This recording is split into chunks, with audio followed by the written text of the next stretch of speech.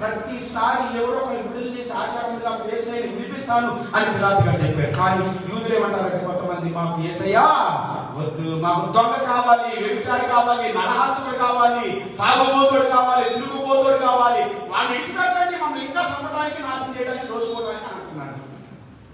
రక్షకుడు మాత్రం చనిపోయాడు అని అంటున్నాడు. కానీ రక్షకుడు చావడానికి వచ్చాడు కాబట్టి చనిపోయాడు. ఆయన రక్షించుకోవడానికి ఎంతసేపు అయింది?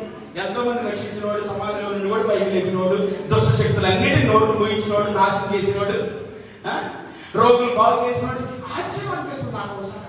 ఏంటి ప్రభు, ఎక్కడ దయ్యాలు లేకపోవటం ఏంది, రోగాలు బాగుపడటం ఏంది, చచ్చిపోయిన వాళ్ళు లేకపోవటం ఏంటి ప్రభు?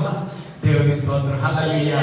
మహనీయుడండి ఆయన, మహాత్ముడండి, పరిశుద్ధుడు, నీతిమంతుడు, కనికర సంపన్నుడు, compassionate, Holi God, righteous God.